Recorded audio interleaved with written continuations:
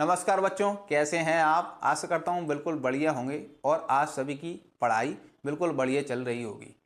हमारा जो चैप्टर चल रहा था अध्याय 3 बंधुत्व, जाति और वर्ग, तो इसके बारे में ये चौथी क्लास है और इस क्लास में आप सभी का स्वागत है। देखिए, आज हम पढ़ेंगे स्त्री का गोत्र, जो 2.4 टॉपिक है, आपकी किताब में भी दिया हुआ है। ठीक है, उसी को हम सरलता से समझने की कोशिश करेंगे। गोत्र व्यवस्था क्या है? हाँ, इसमें दिया गया है कि गोत्र व्यवस्था के बारे में, गोत्र व्यवस्था क्या है उसके बारे में जानेंगे। ये कब आई थी उसके बारे में भी हम जानेंगे। क्या ये पूरे भारत में प्रचलित थी, इसके बारे में मैं भी आपको मैं बताऊंगा कि गोत्र व्यवस्था क्या थी। सबसे पहले ये देखिए, ये वाली जो व्यवस्था आई थी 1000 ईसा पूर्व के बाद प्रचलन में आई थी। ठीक है, अब इस व्यवस्था को में था क्या, इस व्यवस्था में जो लोग थे उनको कई ग्रुपों में बांटा गया और हर ग्रुप का नाम रख दिया गोत्र। ठीक है, और प्रत्येक गोत्र का नाम एक वैदिक ऋषि के द्वारा, ऋषि के नाम पर रखा गया। किसके नाम पर रखा गया? वैदिक ऋषि के नाम पर रखा गया। वैदिक धर्म जो चल रहा था उस समय वेद लिखे गए थे, तो उनमें जो ऋषियों का नाम बखान किए गए हैं, तो उनके नामों पर प्रत्येक गोत्र का क्या नाम रखा गया। और जो उस गोत्र के उस गोत्र के समूह में शामिल लोग थे, वो उस गोत्र के ऋषि के वंशज कहलाते थे। क्या कहलाते थे? वंशज कहलाते थे। ठीक है, इसी को देखिए, इसमें लोगों के अलग अलग समूह में बांटा गया। ठीक है, किस में बांटा गया? गोत्रों में। और प्रत्येक गोत्र का नाम वैदिक ऋषि के नाम पर रखा गया। ठीक है, वैदिक समय में जो ऋषि थे उनके नाम को इनका नाम रखा गया। गोत्र के सदस्य ऋषि के वंशज माने जाते थे। क्या थे? ऋषि के वंशज माने जाते थे। अब इतना आपको समझ में आया? ठीक है, क्या समझ में आया क्या था? ठीक, यह व्यवस्था मुख्यतः ब्राह्मणों में प्रचलित थी। किस में प्रचलित थी? ब्राह्मण वर्ग के लोगों में मुख्यतः प्रचलित थी। ऐसा नहीं है कि अन्य लोगों में प्रचलित नहीं थी, क्षत्रियों में भी प्रचलित थी, लेकिन मुख्यतः किस में प्रचलित थी? ब्राह्मणों में। इतनी बात आपको समझ आई। अब इसमें क्या होता था, इसके दो नियम थे कि विवाह के बाद स्त्री का गोत्र पिता के स्थान पर पति का गोत्र माना जाता था। इस व्यवस्था में यह था कि जो स्त्री विवाह करके जाती थी तो वो अपने अपने पिता का जो गोत्र है उसको छोड़ देती थी और अपने पति के गोत्र को अपना लेती थी। जैसे पारस गोत्र है, पारस गोत्र की स्त्री अगर कश्यप गोत्र के वर से विवाह करती है तो वह विवाह के बाद कश्यप गोत्र अपना लेगी। इतनी बात आपको समझ में आई? ठीक है, हाँ, ये एक नियम समझ में आया। और एक ही गोत्र का वर और वधू का विवाह नहीं हो सकता था। इस व्यवस्था का दूसरा नियम था कि एक ही गोत्र के जो वर और वधू हैं उनका विवाह नहीं हो सकता था। मतलब अगर पारस ऋषि गोत्र के वर है और वधू है तो दोनों का विवाह नहीं हो सकता। इस नियम के खिलाफ माना जाएगा उसको।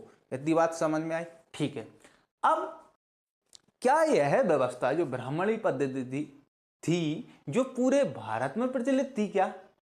हाँ, तो उसका विश्लेषण इतिहासकारों ने किया। क्या यह नियम का पूर्णतः अनुसरण होता था? तो इसको अपन देखेंगे। अब हम इसमें ये देखेंगे कि इन नियमों का जो आपको बाहिर्विवाह अंतर्विवाह पद्धति बताई थी, हाँ, जो बाहिर्विवाह पद्धति बताई थी मैंने, तो उसको क्या पूरे भारत में पालन किया जाता था? तो उसके लिए इतिहासकारों ने क्या किया? एक अध्ययन किया। क्या किया? अध्ययन। इतिहासकारों ने क्या किया? एक विश्लेषण किया। क्या किया? विश्लेषण।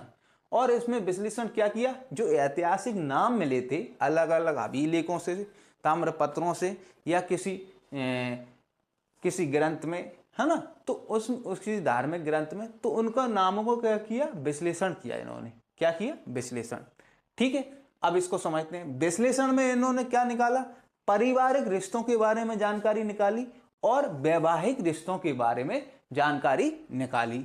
ठीक है, अब इन्होंने ऐतिहासिक नामों में सबसे ज्यादा मुख्य आधार किसको बनाया?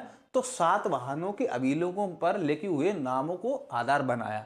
सातवाहन कौन थे? तो सातवाहन राजा थे, पश्चिम और दक्षिण भारत में इन्होंने शासन किया था। कब शासन किया था? तो दूसरी सदी ईसा पूर्व से लेके दूसरी शताब्दी ईस्वी तक इन्होंने शासन किया था। कब किया था? दूसरी सदी ईसा पूर्व से लेके दूसरी शताब्दी ईस्वी तक इन्होंने शासन किया था।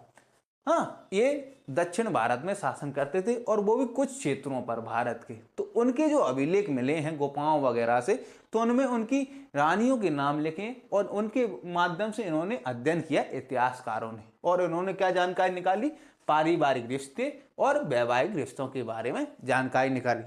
अब जानकारी कैसे निकली? तो अभिलेखों से जानकारी निकाली। अब क्या जानकारी प्राप्त हुई? तो उन्होंने प्राप्त किया, अभी मैं इसके बाद आपको एक स्क्रीन पर इनका अभिलेख की जानकारी दूंगा, जो हिंदी रूपांतरण है उसको और देख लेना, ठीक है।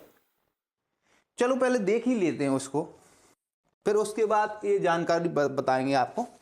आप स्रोत नंबर 4 जो स्क्रीन पे दिख रहा है उसको देखते चलना, मैं इसको पढ़ रहा हूँ।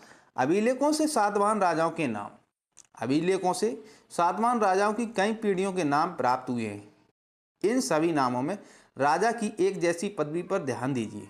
इसके अलावा अगले शब्द को भी लक्षित कीजिए जिसका पुत्र से अंत होता है। यह एक प्राकृत शब्द है जिसका अर्थ है पुत्र। गौतमी पुत्र का अर्थ है गौतमी का पुत्र। गौतमी और वशिष्ठी स्त्रीवाची नाम है और गौतम और वशिष्ठ के हैं। ये दोनों वैदिक ऋषि थे जिनके नाम से ये गोत्र है।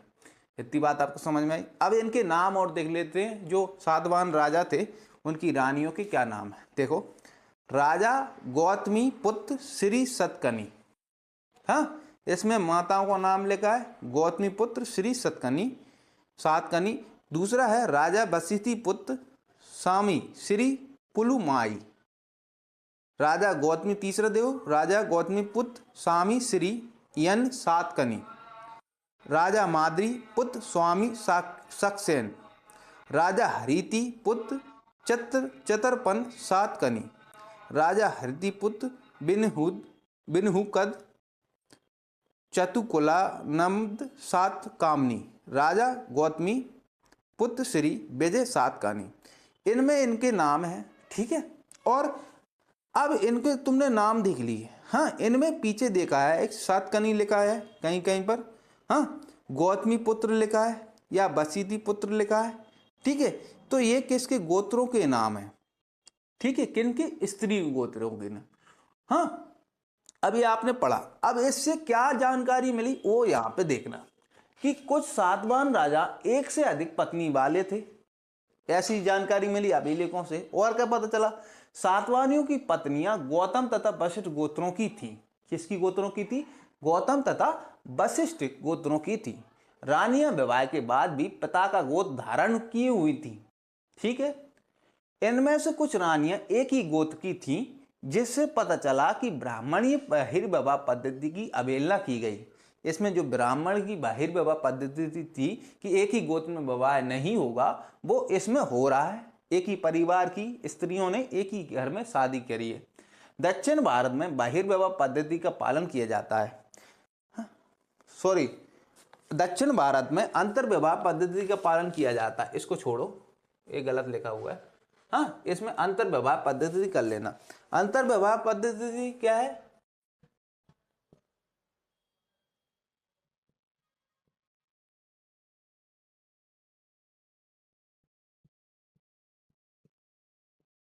अंतर्विवाह पद्धति का पालन किया जाता है। अंतर्विवाह पद्धति क्या है का पालन किया गया? अंतर्विवाह पद्धति में ऐसा होता है कि परिवार के जो चाचा है, मामा है ना, उनमें आपस में मामा की लड़की और भाई का लड़का, तो उनका विवाह हो जाता है। बुआ का लड़का और मामा की लड़की, दोनों को विवाह हो जाता है। ऐसे हिंदू धर्म, हिंदू समाज हैं, ऐसे घर हैं दक्षिण भारत में, आज भी विवाह होता है, ठीक है। तो जो ब्राह्मणी जो परंपरा थी, है ना, बहिर्विवाह पद्धति, उसका पालन समूचे भारत में नहीं होता था, कुछ जगह पर होता था। इससे हमको ये जानकारी मिल गई। तो इतनी बात आपको समझ में आई। अब मैं आपको और चीज और बता देता हूं। अब हम इनको पढ़ेंगे। एक महाभारत का छोटा सा अंश है, उसको पढ़ेंगे। दूसरा किसको पढ़ेंगे? एक चित्र देखेंगे और बस इतना देखेंगे। इससे हमें क्यों देख रहे हैं इसको, इसलिए देख रहे हैं क्योंकि उस समय की स्त्री की स्थिति का अनुमान आप लगा सकें कि स्त्रियों की क्या उस समय स्थिति थी परिवार में। ठीक है, तो सबसे पहले आप एक चित्र देखिए जो स्क्रीन पे ही दिख रहा होगा। ये जो चित्र है 3.3, एक सातवान राजा तथा उसकी पत्नी। सातवान राजाओं की आकृति बहुधा उन गुफाओं में भित्तियों पर उत्कीर्ण की जाती थी जिन्हें बौद्ध भिक्षुओं को दान में दिया जाता था। ये मूर्ति लगभग दूसरी शताब्दी ईसा पूर्व की है। ये जो मूर्तियां हैं वो कब की हैं, दूसरी शताब्दी ईसा पूर्व की हैं। और ये बौद्ध भिक्षुओं को गुफा दान करी जाती थी, उनकी दीवारों पर इनको उकेरा जाता था। ठीक है, ये मूर्ति को आप ध्यान से देख सकते हैं। और एक और चीज देखिए, उपनिषद में मातृ नाम। देखो एक बृहदारण्यक उपनिषद था। हाँ, उपनिषद शुरुआती ग्रंथ थे जो ब्राह्मणी ग्रंथ थे, तो उनको देखिए। उनमें से ब्राह्मण बृहदारण्यक एक उपनिषद था जिसमें जिसको आरंभिक उपनिषदों में से एक है। उपनिषदों में मातृ नाम बृहदारण्यक उपनिषद में जो आरंभिक उपनिषदों में से एक है। देखिए अद्याचार, ये इसको छोड़ो। हाँ, उपनिषद में मातृ नाम बृहदारण्यक उपनिषद में जो आरंभिक उपनिषदों में से एक है। आचार्यों और शिष्यों की उत्तरोत्तर पीढ़ियों की सूची मिलती है जिसमें से कई लोगों को उनके मातृ नामों से निर्दिष्ट किया गया था।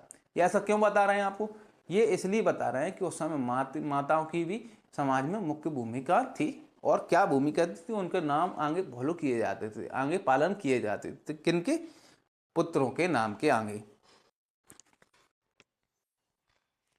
अब एक चीज और देख लीजिए, माता की सलाह, इसको और देख लीजिए। ये महाभारत का एक अंश है और इसमें जो युद्ध वो था दुर्योधन और उसकी माँ थी गांधारी जो धृतराष्ट्र की पत्नी थी। तो धृतराष्ट्र की पत्नी गांधारी पुत्र को समझाती है और इससे हमको ये पता चलेगा कि माताएं की क्या भूमिका थी समाज में और एक शासन वंश में क्या भूमिका थी। अब देखिए महाभारत में उल्लेख मिलता है जब कौरवों और पांडवों के बीच युद्ध अवश्य भावी हुआ तो गांधारी ने अपने ज्येष्ठ पुत्र दुर्योधन से युद्ध न करने की विनती की। ये कब की बात है, जब युद्ध छिड़ने वाला था तो उससे पहले गांधारी ने अपने पुत्र से बात करी। क्या कहा, शांति की संधि करके तुम अपने पिता मेरा तथा अपने शुभेच्छकों का सम्मान करोगे। शुभेच्छकों मतलब तुम्हारे जो शुभेच्छा, तुम्हारी जो अच्छा चाहने वाले हैं तो उनका भी सम्मान करोगे। विवेकी पुरुष जो अपनी इंद्रियों पर नियंत्रण रखता है वह अपने राज्य की रखवाली करता है। लालच और क्रोध आदमी को लाभ से दूर खदेड़ कर ले जाते हैं। इन दोनों शत्रुओं को पराजित कर राजा समस्त पृथ्वी को जीत सकता है। हे पुत्र, तुम विवेकी हो, विवेकी और वीर पांडवों के साथ सानद इस पृथ्वी का भोग करोगे। युद्ध में कुछ भी शुभ नहीं होता और ना धर्म और अर्थ की प्राप्ति होती है, अर्थ मतलब धन,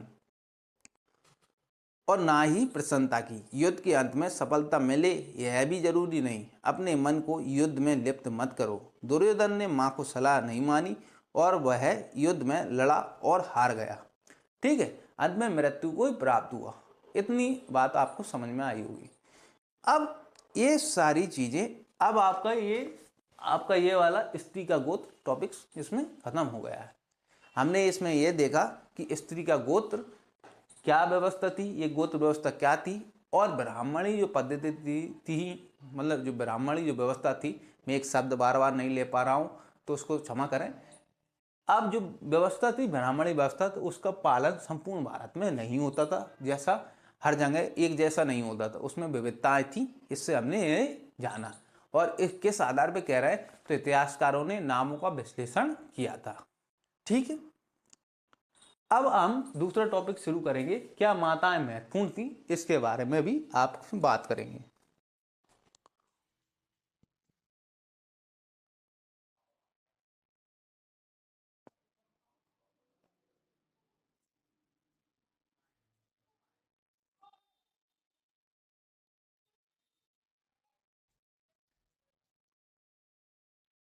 प्यारे बच्चों, अब हम बात करेंगे 2.5 टॉपिक की, जिसमें क्या माताएं महत्वपूर्ण थी उसके बारे में थोड़ी बात करेंगे। और उसके बाद हम क्या करेंगे, जो अभी तक आपने 2 टॉपिक पढ़े हैं, स्त्री के गोत्र और क्या माताएं महत्वपूर्ण थी, दोनों को किताब से भी रीड करेंगे, जिससे कि आपकी समझ थोड़ी और प्रखर हो पाए। क्योंकि एक टीचर किताब की पूर्णतः चीज़ें आपको नहीं बता सकता, किताब का क्या मैसेज है वो आपको मिलना चाहिए।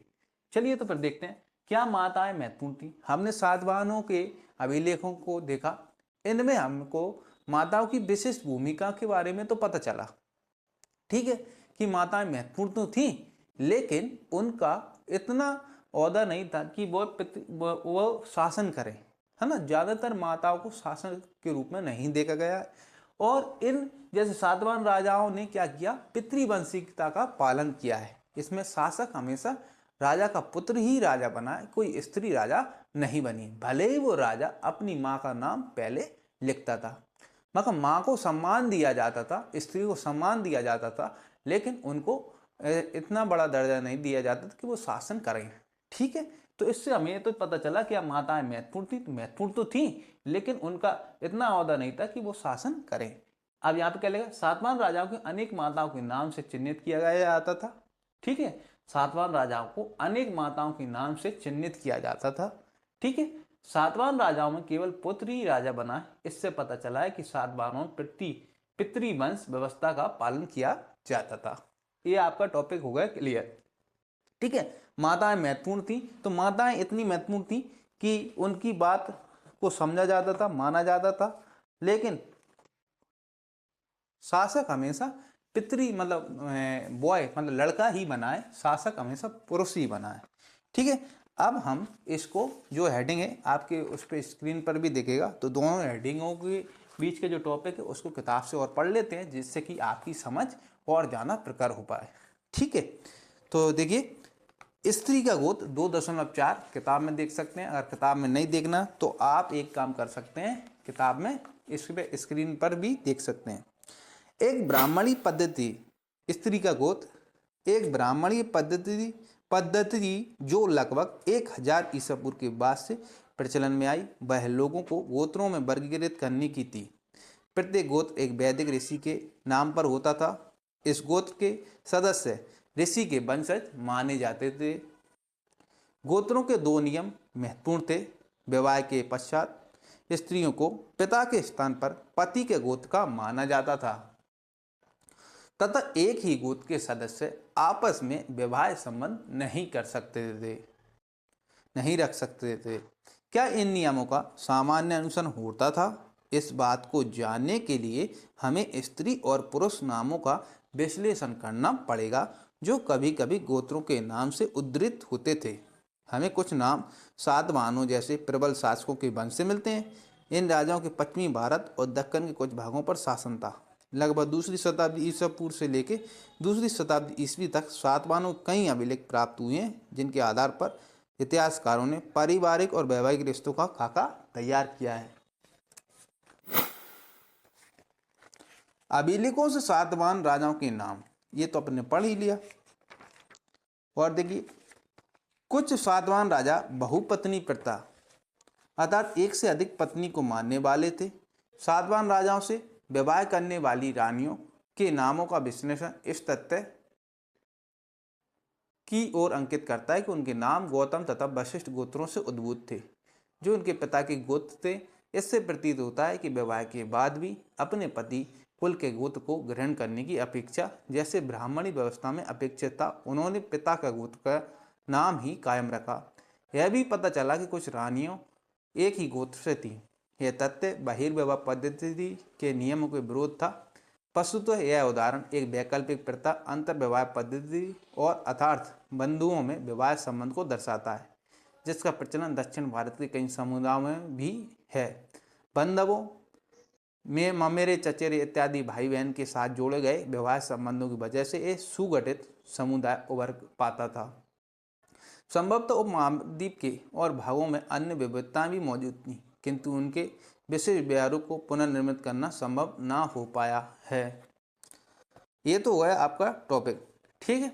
और ये आपको इतना डिटेल में क्यों बता रहे हैं, क्योंकि ये आप में से कई बच्चे जो पढ़ने वाले हैं यूपीएससी या पीएससी का पेपर देंगे तो उनको इसमें गहन जानकारी होनी चाहिए। आप बोर्ड की परीक्षा के लिए ना पढ़ें या आप सर बोर्ड की परीक्षा के लिए पढ़ रहे हैं, हाँ, तो बोर्ड की परीक्षा के लिए तो कुछ इंपॉर्टेंट क्वेश्चन उसकी तो हम अलग सीरीज बता देंगे आपको। लेकिन अगर आपको अपने जीवन में जैसे यूपीएससी वगैरह पास करना है तो इनको किताबों को बड़े डिटेल से समझना होगा, तभी आपका सिलेक्शन जल्दी से होगा और कम संघर्ष में हो जाएगा। इसलिए इस समय आप इस पर मेहनत कीजिए, अपनी किताबों को अच्छे से पढ़ो। आर्ट्स की जो किताबें हैं 11 12 की उनको आप ढंग से पढ़ो, जिससे कि आपकी आधी मेहनत अभी हो जाए और जब पेपर दो तो उस समय और अच्छी मेहनत हो जाए और 1 1.5 साल में आप जल्दी सिलेक्शन लेके एक यूपीएससी पास कर पाएँ। ठीक है, अब ये तो हमारा आपसी विचार था, ठीक है, आपको बता दिया। 2.5 को अब पढ़ते हैं, इसमें क्या दिया है। हमने पढ़ा कि क्या माताएं महत्वपूर्ण थी, 2.5 देखो स्क्रीन पर। हमने पढ़ा कि सातवाहन राजाओं को उनके मातृ नाम से चिन्हित किया जाता था। इससे प्रतीत होता है कि माताएं महत्वपूर्ण थीं, किंतु किसी भी निष्कर्ष पर पहुंचने से पहले हमें बहुत सावधानी बरतनी होगी। सातवाहन राजाओं के संदर्भ में हमें यह ज्ञात है कि सिंहासन का उत्तराधिकार पितृवंशिक होता था। ठीक है, अब एक चित्र और देख लीजिए और उसके बाद ये टॉपिक खत्म हो जाएगा आपका। 3.4 चित्र है, यह युद्ध का दृश्य है। हाँ, यहाँ महाभारत के दृश्यों की सबसे प्राचीन मूर्ति के चित्रों में से एक है। यह मिट्टी की मूर्ति कहाँ से मिली? अहिस चित्र, जो उत्तर प्रदेश के एक मंदिर की दीवार पर उत्कीर्ण है, जो लगभग 5वीं शताब्दी ईस्वी की है। तो इसमें देख लीजिए कि 2 लोग युद्ध कर रहे हैं और बीच में एक स्त्री और घोड़ा दिख रहा है। ठीक, आशा है आपको ये टॉपिक समझ में आ गया। अब हम बात करेंगे तीसरे टॉपिक की। ठीक है,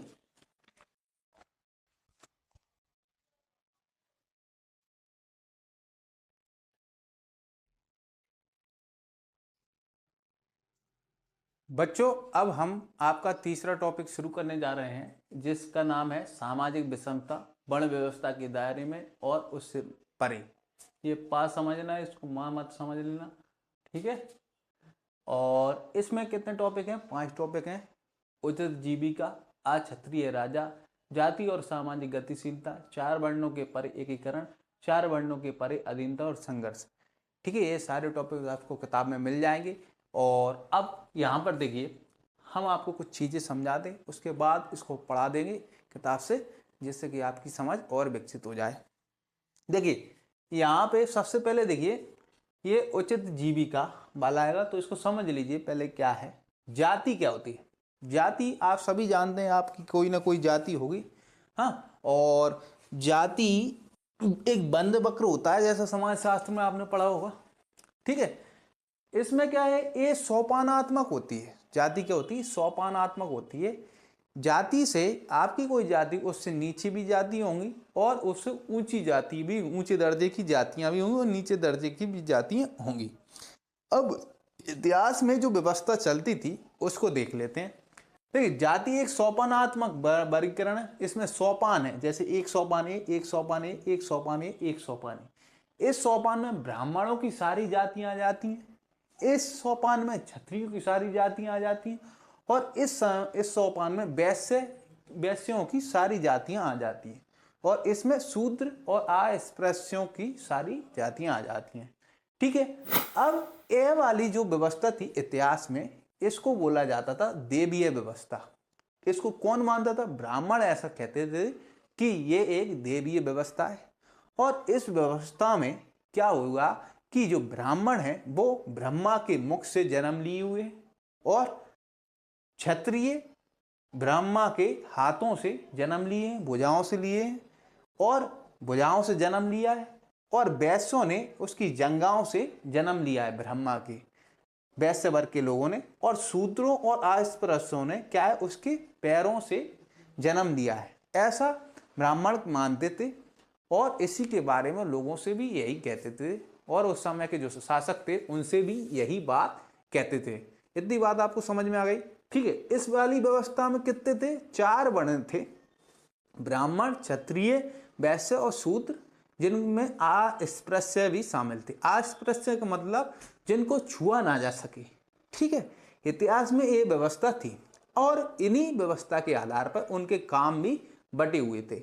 इस व्यवस्था में क्या होता था, जो सबसे ऊपर दिख रहा है वो उच्च वर्ग, इसको समाज में उच्च वर्ग का दर्जा प्राप्त था। किनको? ब्राह्मणों को। इसके बाद इनसे नीचे जो दर्जा प्राप्त था वो था क्षत्रियों को, और इनसे नीचे और जो दर्जा प्राप्त था वो था वैश्यों का, और इनसे सबसे नीचे किसको प्राप्त था? शूद्रों को और अस्पृश्यों को इसका दर्जा प्राप्त था। मतलब इनमें इनका समाज में ऐसी ही दर्जा प्राप्त था, ऊंचे से नीचे तक। समाज में दर्जा उच्च दर्जा ब्राह्मणों को था, और इसी क्रम में क्या था? इनको दर्जा प्राप्त था। सबसे कम दर्जा किसको नीच समझा जाता था? शूद्र और अस्पृश्यों को। ये समाज में निम्न दर्जा इनको प्राप्त था। ठीक है, इतनी बात आपको समझ में आ गई? ठीक है। हाँ, अब और क्या बताना है इसमें? हाँ, इनके कार्य और देख लीजिए। ब्राह्मणों ने इनके कार्य बांट दिए थे इनके जाति के हिसाब से। तो जो ब्राह्मण थे उनका कार्य था अध्ययन करना। क्या करना था? पढ़ाई करना और कराना। दूसरा यज्ञ करना और करवाना, यज्ञ भी करते थे। ये तीनों दोनों वर्गों के लिए यज्ञ करते थे। ब्राह्मणों के लिए खुद के लिए, क्षत्रियों के लिए और वैश्य वर्गों के लिए यज्ञ करवाते थे। और क्या होता था? वेदों की शिक्षा देते थे। क्या देते थे? वेदों की शिक्षा देते थे और दान लेते थे। किनसे? क्षत्रिय और वैश्य वर्गों से। अगर इनके यहाँ यज्ञ करते थे या कोई धार्मिक कार्य करते थे। वर्तमान में भी यही होता है। अगर आप कुंडली बनवाते हैं या शादी विवाह कुछ करते हैं, ब्राह्मणों के माध्यम से होता है, तो उनको दान दक्षिणा देनी होती है। ठीक है, ऐसा भी है। अब देखिए दूसरा क्या है? दूसरे वर्ग में आते हैं क्षत्रिय। क्षत्रिय कौन होते थे? जो क्या है, अस्त्र शस्त्र धारण करते थे। हाँ, और ब्राह्मण क्या धारण करते थे? जनेऊ वगैरह धारण करते थे, है ना। ये सात्विक भोजन खाते थे, जैसे कि मांस मदिरा नहीं खाते थे। ठीक है, और जो क्षत्रिय है वो क्या खाते थे? वो तो खा सकते थे, मांस भी खा सकते थे, और सात्विक भोजन मतलब जो एक प्रकार के शाकाहारी खाना भी खा सकते थे। ठीक है, तो क्षत्रिय कौन थे? योद्धा थे, ये लड़ाई करते थे। हाँ, और अस्त्र शस्त्र धारण करते थे। इनका जन्म ब्रह्मा के यहाँ से जंगा जो भुजाओं से हुआ है। ठीक है, और इनका कार्य था युद्ध करना, लोगों की सुरक्षा प्रदान करना, न्याय करना। ये न्याय भी करते थे, राजा महाराजा न्याय भी करते थे। वेद पढ़ना, यज्ञ करवाना और दान दक्षिणा देना। किनको देते थे? ब्राह्मणों को। यज्ञ करवाते थे किन के माध्यम से? ब्राह्मणों के माध्यम से थे। तो ये क्षत्रियों के कार्य हुए। फिर तीसरा वर्ग था वेद पढ़ना। ये कोई किसका कार्य है? वैश्यों का। वैश्य में कौन आते थे? सभी प्रकार के किसान और व्यापारी। हाँ, जो किसान या गौ पालन करते थे, मतलब जानवरों को पालन करते थे, और कुछ व्यापारी लोग भी होते थे जो व्यापार करने के लिए एक स्थान से दूसरे स्थान तक जाते थे। और व्यापार किसी भी प्रकार का हो सकता था, इतिहास में व्यापार चला है। ठीक है, तो इसमें ये दोनों वर्ग आते थे और ये ही टैक्स देते थे। किसको देते थे? राजा को टैक्स देते थे। इसमें इनका कार्य था वेद पढ़ना रहता था। ये भी वेद पढ़ सकते थे, यज्ञ करवा सकते थे, दान दक्षिणा दे सकते थे। किनको? ब्राह्मणों को यज्ञ करवाने के लिए। हाँ, यज्ञ करवा सकते थे, कृषि कर सकते थे, गौपालन करते थे और व्यापार करते थे। इस वर्ग के सभी। फिर चौथे वर्ग में आते हैं कौन? शूद्र और अस्पृश्य। अस्पृश्य का मतलब मैंने बताया आपको, इनको छुआ नहीं जा सकता। ठीक है, और ये सबसे नीचा वर्ग है और समाज के दर्जे में इसको नीचा स्थान प्राप्त था। इस वर्ग के लोग क्या करते थे? एक वर्ग में रहने वाले ब्राह्मण, दूसरे वर्ग में क्षत्रिय और तीसरे वर्ग के वैश्यों की सेवा करते थे। ठीक है, और जो भी कोई वैसा काम रहता था, गंदा संदा गंदगी साफ करना, तो वो सारे काम यही करते थे। कौन कौन करते थे? शूद्र और अस्पृश्य। ठीक है, अब ये वाली व्यवस्था थी इतिहास में। हाँ, आगे मैं इसको पढ़ाऊंगा, अभी उसको पढ़ के हम इसको खत्म करेंगे। इन नियमों को पालन करवाने के लिए ब्राह्मणों ने क्या किया? इन नियमों को पूरे विश्व, आप देखो एक चीज और देख लो, इन नियमों को पालन कराने के लिए ब्राह्मणों ने क्या किया कि वर्ण व्यवस्था को ये कहा कि ये देवी उत्पत्ति है, ऐसा ब्राह्मण मानते थे। तो राजा भी ये सोचता था कि ये देवी की उत्पत्ति, और लोग भी ये सोचते थे कि ये देवों के द्वारा उत्पत्ति करी गई है। हाँ, तो ये सही होगी। ठीक है, दूसरा, राजाओं को उपदेश देते थे कि आप अपने राज्य में इन नियमों का पालन करवाएं, और यह व्यवस्था क्या है? देवीय उत्पत्ति है, देवों के माध्यम से उत्पत्ति है, और इसमें इन्होंने ऐसा प्रावधान रख देते थे। ठीक है, इन मानदंडों को महाभारत जैसे धार्मिक ग्रंथों में वर्णित कहानियों में बल दिया गया। और महाभारत में और अन्य ग्रंथों में कई प्रकार की कहानियाँ हैं, उनमें इस ऐसी चीज़ों का मतलब ये ऐसा काम करें, इन चारों वर्ग अपना अपना काम करें, तो उसको किस माध्यम से बल दिया? महाभारत में वर्णित कहानियों के माध्यम से बल दिया गया। इतनी बात समझ में आ गई? ठीक है। अब ये सारी व्यवस्था थी इतिहास में। अब देखिए ऐसा, और वो नियमों को पालन करवाने के लिए इन चीज़ों को पालन करते थे, ये मैंने बता दिया। और क्या है? हाँ हाँ, अब देखो, आप में से कई बच्चे सोच रहे होंगे कि ब्राह्मणों ने बड़ा अत्याचार किया। ये वाली जो व्यवस्था थी उस समाज के चलाने के लिए उस समय उपयोगी थी और कारागर भी साबित हुई, लेकिन इसमें एक वर्ग का अत्यधिक शोषण हो गया। ठीक है, और अत्यधिक शोषण हो गया, और यह व्यवस्था संपूर्ण भारत में एक समान नहीं थी। जैसे ब्राह्मणों के अन्य जो नियम थे वो अलग अलग जगहों पर अलग अलग हिसाब से माने गए, ऐसा ही इनका भी पालन अलग अलग जगहों पर अलग अलग हिसाब से किया गया। ठीक है, और अब हम किताब को देख लेते हैं। ठीक है, अब किताब में देखना, स्क्रीन पर भी दिख जाएगा। दो चीज़ें इसमें, दो स्रोत पढ़ेंगे 6 और 7, और कुछ हेडिंग पढ़ेंगे। इसकी पहली हेडिंग आज ही निपटा देंगे, उचित जीविका, फिर अगली अगली वाली जो हेडिंग रहेगी वो अगली वीडियो में करेंगे। अब देखिए, सामाजिक विषमता वर्ण व्यवस्था के दायरे में और उससे परे। संभवतः आप जाति शब्द से परिचित होंगे, जो एक सोपानात्मक सामाजिक वर्गीकरण को दर्शाता है। इसमें समाज का वर्गीकरण सोपानात्मक है। धर्मसूत्रों और धर्मशास्त्रों में एक आदर्श व्यवस्था का उल्लेख किया गया था। किनमें? धर्मसूत्रों और धर्मशास्त्रों में। जब ब्राह्मणों ने समाज को मैनेज करने के लिए धर्मसूत्र और धर्मशास्त्रों का निर्माण किया था, तो उनमें इसका वर्णन किया गया था। इस आदर्श व्यवस्था का उल्लेख किया गया था। ब्राह्मणों का यह मानना था कि यह व्यवस्था, जिसमें स्वयं उन्हें पहला दर्जा प्राप्त है, एक देवी व्यवस्था है। शूद्रों और अस्पृश्यों को सबसे निचले स्तर पर रखा जाता था। इस व्यवस्था में दर्जा संभवतः जन्म के अनुसार निर्धारित माना जाता था। इस व्यवस्था में कर्म आधार पद्धति भी नहीं थी, यह जन्म आधारित थी। उचित जीविका। धर्मसूत्रों और धर्मशास्त्रों में 4 वर्गों के लिए आदर्श जीविका से जुड़े। अब 3.1 शुरू करने जा रहे हैं। उचित जीविका। धर्मसूत्रों और धर्मशास्त्रों में चारों वर्गों के लिए आदर्श जीविका से जुड़े कई नियम मिलते हैं। ब्राह्मणों को कार्य अध्ययन, वेदों की शिक्षा, यज्ञ करवाना था तथा उनका काम दान देना और लेना था।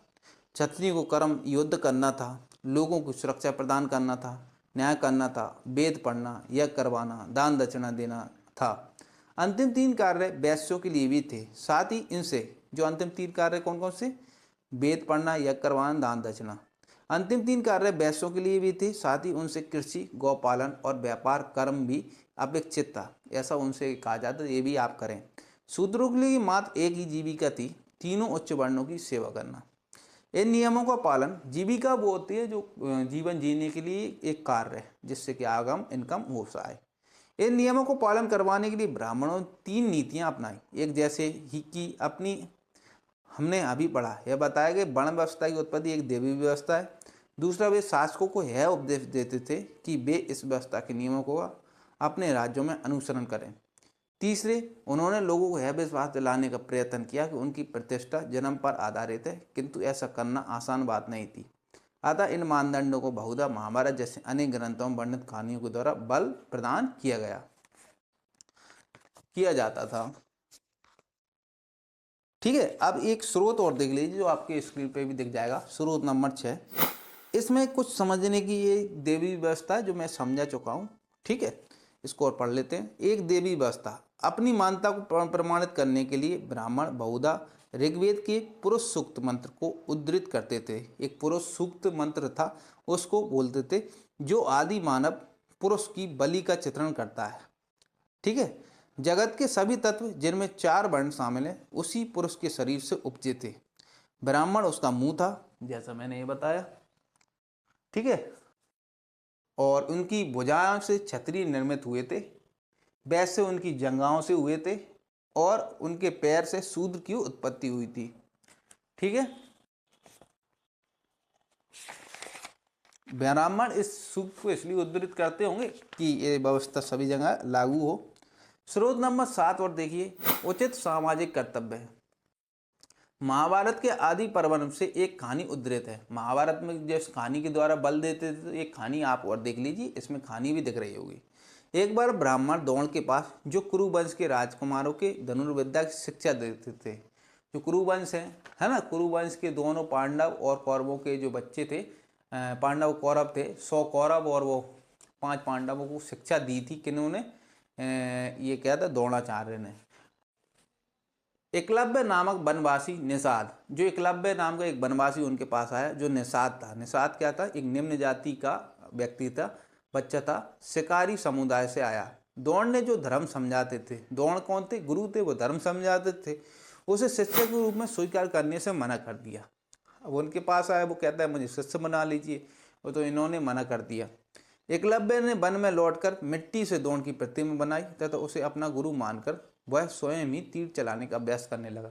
और उन्होंने, वो एकलव्य था, अब जब मना करने पर गुरु ने उसको चेला नहीं बनाया, तो वो वहाँ से निकल आया जंगल से, और जंगल के बीचों बीच उसने क्या किया, एक मूर्ति बनाई अपने गुरु द्रोण की, और उसी को देखते हुए उसने अभ्यास करना शुरू कर दिया। अब अभ्यास करना शुरू किया उस प्रतिमा को देख देख कर, और समय के साथ वो तीर चलाने में सिद्धस्त हो गया, मतलब उसमें पारंगत हो गया, मतलब बहुत अच्छा हो गया है क्या, तीर चलाने में। एक दिन कुरु राजकुमार अपने कुत्ते के साथ जंगल में शिकार करते हुए एकलव्य के समीप पहुंच गए। अब जो कुरु वंश के जो छात्र थे, कुरु वंश के जो राजकुमार थे, वो कहाँ पहुंचे? जंगल में पहुंचे, उसी के समीप। कुत्ता काले मृग की चमड़ी की वस्त्र में लिपटे निषाद को देखकर भौंकने लगा। और जो कुत्ता है ना, वो काले मृग मतलब काला हिरण की चमड़ी के वस्त्र में लिपटा था और निषाद को देखकर भौंकने लगा। हाँ, कुत्ता अक्सर ऐसा ही होता है, जो ऐसी चीज उसको दिखती है जो सही नहीं है, तो उसको देखकर वो भौंकना लगता है। तो उसको निषाद ऐसा ही लगा, हाँ, तो इसलिए उसने भौंकना शुरू कर दिया। अब भौंकने शुरू करने पर क्या हुआ? क्रोधित होकर एकलव्य ने एक साथ 7 तीर चलाकर उसके मुंह बंद कर दिया। मारा नहीं, उसका मुंह बंद हुआ जिससे भौंक ना पाए। जब कुत्ता लौटा तो पांडव तीरंदाजी का यह अद्भुत दृश्य देखकर आश्चर्यचकित हो गए। उन्होंने एकलव्य को तराशा और उसने स्वयं को द्रोण का शिष्य बताया। और उन्होंने क्या किया? एकलव्य को तलाशा और उनसे पूछा, तो उन्होंने बताया कि मैं गुरु द्रोण का शिष्य हूं। अब द्रोण को पता चला, तो द्रोण उसके पास गए। तो उससे पहले द्रोण ने अपने प्रिय शिष्य अर्जुन से एक बार यह कहा था, और अर्जुन भी एक धनुर्धर थे जिसको द्रोण ने शिक्षा दी थी। और धनुर्धरता जब सीख रहे थे तभी द्रोण ने उसको ये कह दिया था कि